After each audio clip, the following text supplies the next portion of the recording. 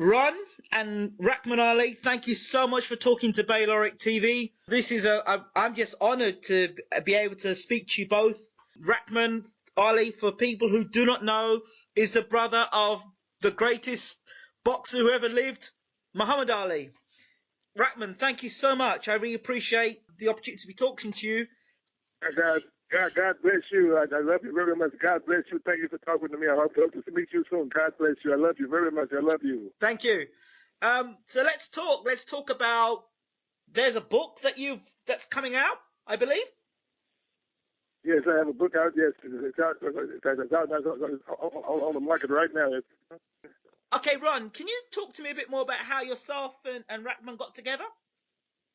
Yes, I had, of course, Muhammad Ali is my hero and has been for many years, like I'm sure he is to millions. It was brought to my attention a few years back that Rahman Ali also has artistic talent. So I had this nice photograph that Muhammad Ali that I took with my hero where I'm punching him on the nose. And I sent that photograph to Mr. Rahman Ali, who painted that picture on canvas for me. And it is one of the most prized possessions that I have. And from that occurrence spawned a friendship. And then over the years, he confided in me to help him tell his life story in our new book titled, That's Muhammad Ali's Brother, My Life on the Undercard. Wow. And that must be a great story. What does the story entail? I'll ask first Rahman. Rahman, what does it feel like being the brother of Muhammad Ali? To be the brother of Muhammad Ali has been quite an adventure. I'm the most happiest, most proudest man in the whole world. I'm honored and just blessed by Almighty God to be his brother. See, my brother always said from a small child he would be a great man. I was there with him from the start. He told me he would help me and guide me with all the things. I have today he bought it for me.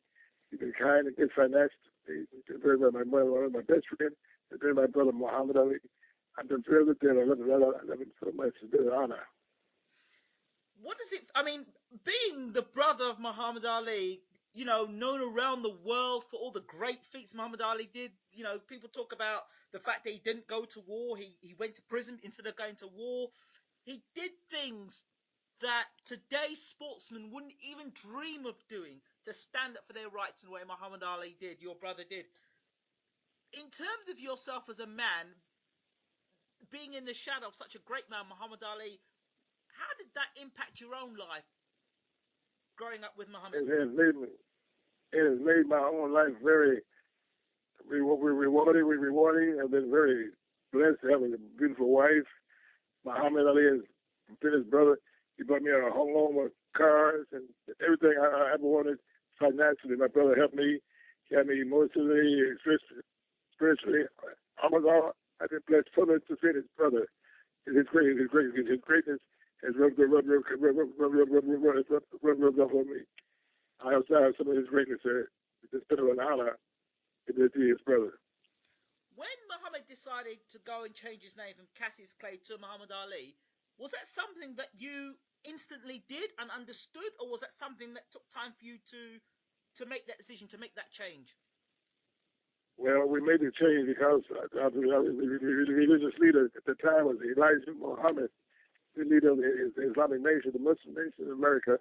Elijah Muhammad taught the truth of black people, how we were treated in slavery and how we were treated by the other people all our lives. What he said was so true. We understood that we had been mistreated and been abused very badly by other people. So I heard this truth and I accepted it because I'm of the same race as the people that have been abused. So was that something that instantaneous vibrated to your heart and said, that's something I have to do? Or was it something you had to think about and then do? Oh, no. No, sir. I did not think about it. I immediately did what my brother and I immediately accepted Islam. It's something that taught us who we were, our history, our culture. It was something we accepted instantly. We accepted it overnight. It was not hard to do that because it was true. We all heard Elijah Muhammad talk. It was truth, total truth. We accepted that truth. We've been successful ever since. So I did it immediately. Said I did not wait. There was no problem. I did. There was no problem. I did it immediately. benefit, the changes from changing, just living the life that you did, to then being with the Nation of Islam and becoming a Muslim, how did that change your life? I'm so glad you that it changed my life. Being a Muslim, accepting the Nation of Islam, has made me a new person. It's totally new. I mean, I eat different. I think different. I dress different. I treat people different. I love Islam is more loving, kind person. It's helped me spiritually and financially saved every way. Islam is a beautiful religion. I think all people should be Muslims. If they did, it'd be a much better world today. But it helped me instantly and made me a much better person religiously, culturally, in all kind of ways. I'm a better person. It's on my faith. That's fantastic to hear.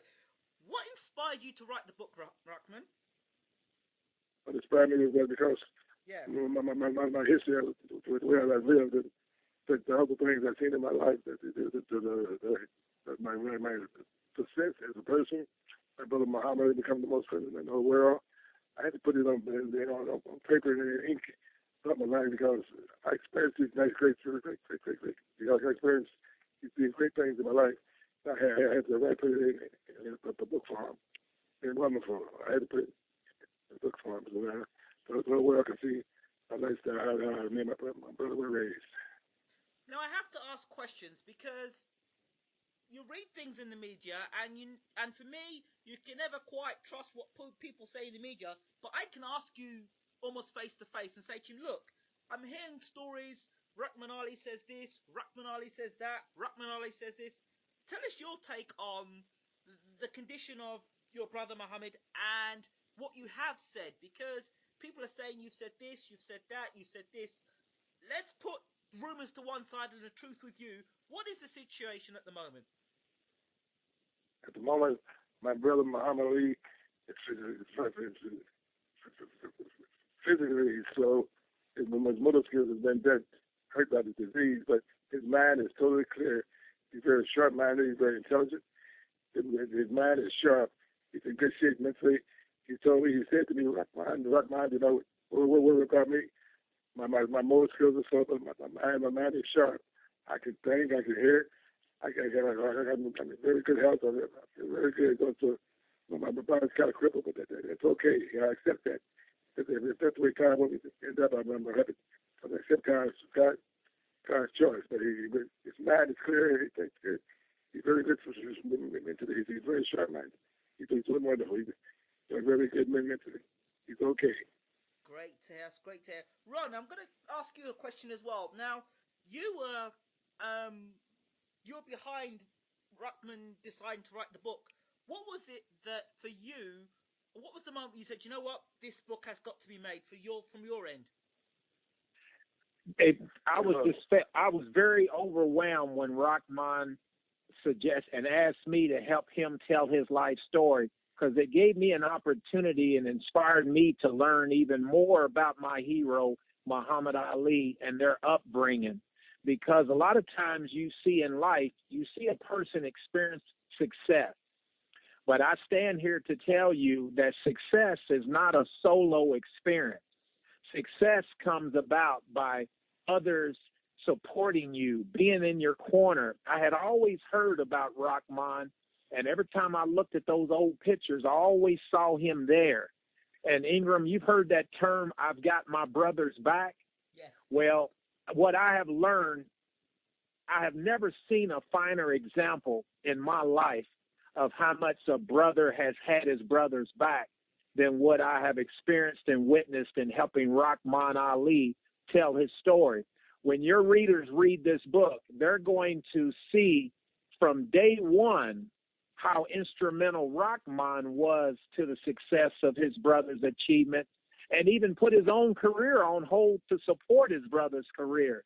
It takes a bond of brotherly love beyond what we see in most sibling relationships to be able to do it with the grace and the dignity and the style that Rahman Ali did it. So I'm very happy for him now that he, after 70 years living in the shadow, gets to share this wonderful story with readers around the world. And hopefully it will make them even reassess and evaluate how strong the bond is with their own siblings. It's just such a beautiful story of brotherly love.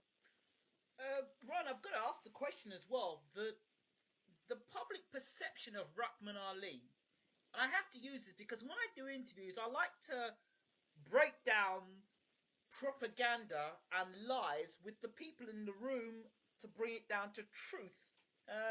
Because you hear a lot of stuff in the media, and people put things in the media to kind of break community and unity down, and it's not always the truth. The perception of what I've understood and what I've read is that Rahman has been one that has said things about Ali that are not true, and there's been tension in that relationship. What can you tell? And I'm glad you're asking this, Ingram, because I appreciate you giving us an opportunity to come on your show, because there's a difference between valid media and tabloid media that is trying to create dysfunction in an effort to sell magazines. Some of those, what you're alluding to, is some of those comments that are out there on the web that says Rahman says this about his sister-in-law, or Rahman says his brother helped. That is so untrue. And what Rahman, and I'll let him speak for himself right here, this man genuinely loves his brother. He answered an honest question. He says, I haven't talked to my brother in a while because he doesn't speak very well.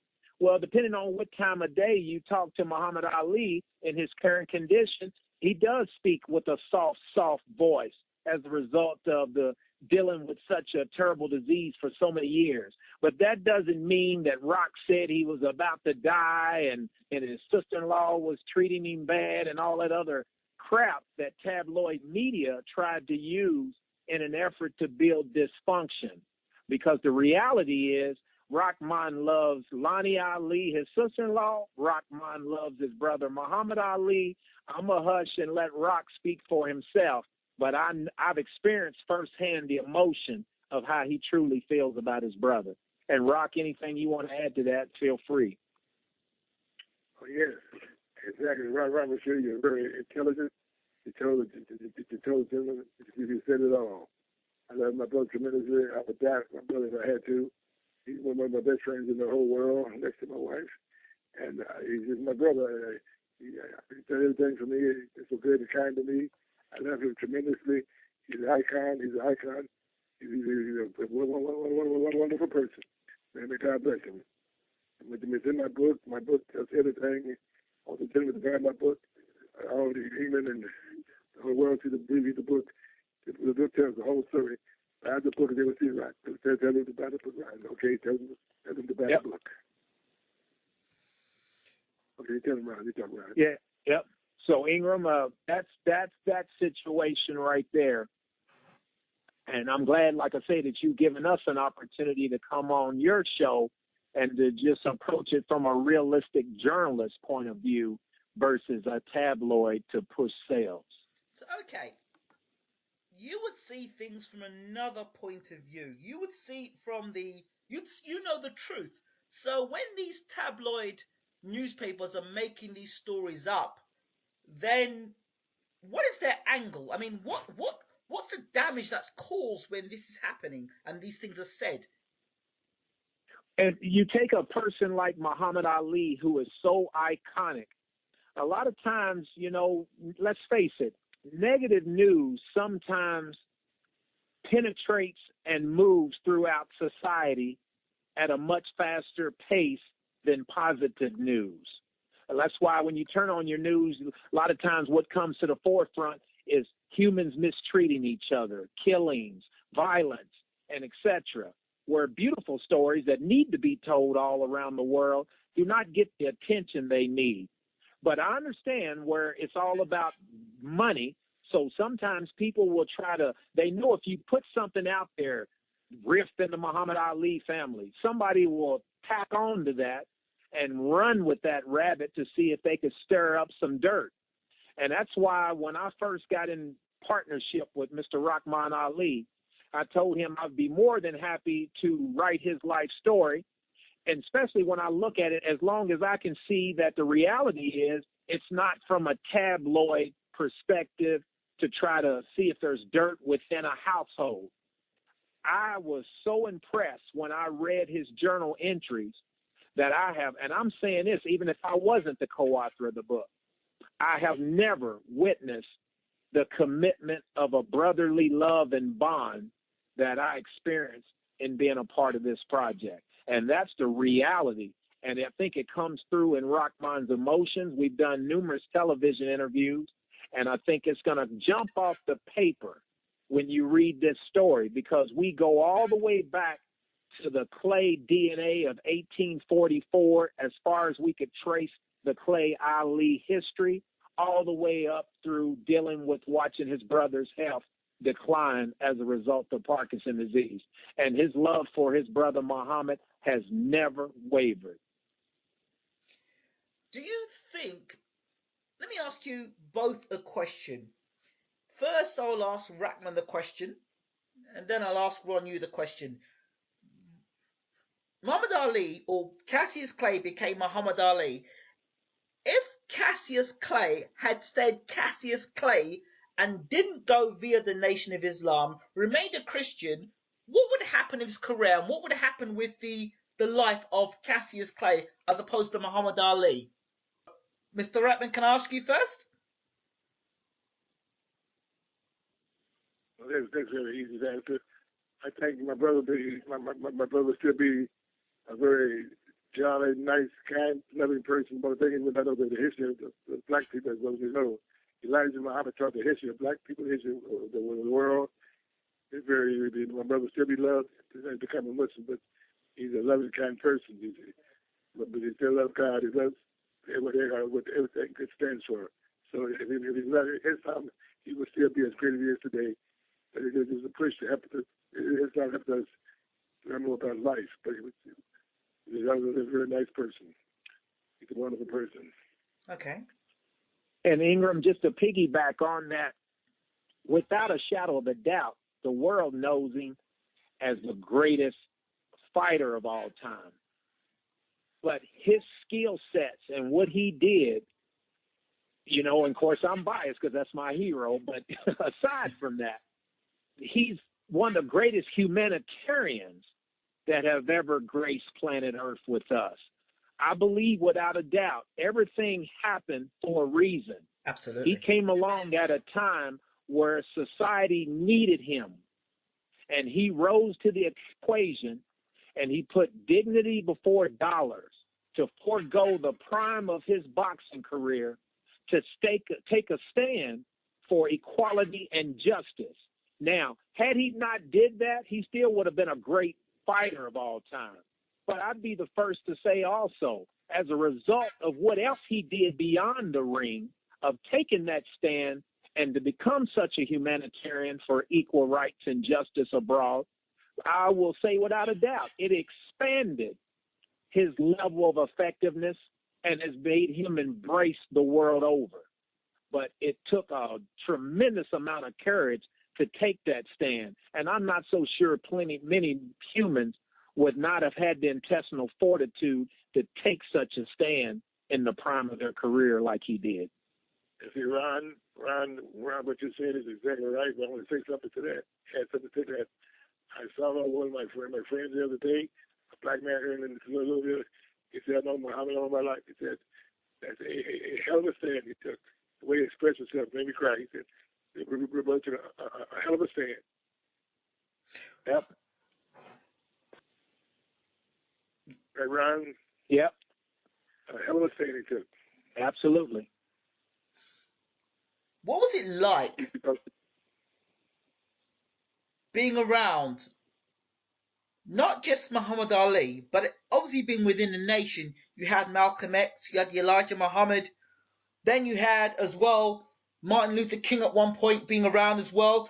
What was it like being around that environment, being around such great men? For me, it's a wonderful experience. I've learned a lot. Made me a much stronger person, more dignity, more respect, and love for people. So we had to love people. They were loving, kind men. I learned how to truly love people and not judge people, but to treat people respect people. They're living me a totally new man. I'm a happy, good person. I'm a much better person because of those great men. The book title, The Undercard. The book title called The Undercard, being the undercard, because you're the brother of Muhammad Ali, being the undercard. What inspired you to use that title? And I'll take that one too, Rock, because actually we were looking at different titles of the book.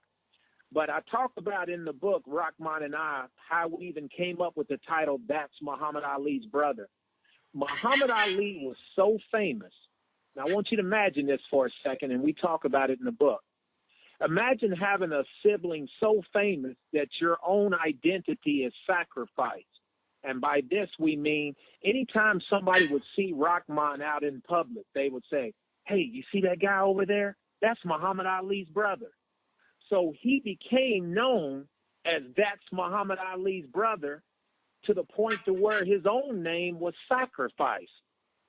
And then without giving you all the details, because we want readers to experience this in the book, the subtitle is My Life on the Undercard, because they're going to learn in the book, not only did Rahman Ali box on his brother's undercard, because you have the undercard and then you have the main event. Yes. But he's also lived his life on the undercard by being in that shadow for so many years. And that's how those titles came about. And we spell it out in the book of how it all evolved. See, it's quite funny you say that, Ron, because the first thing that came to my mind wasn't about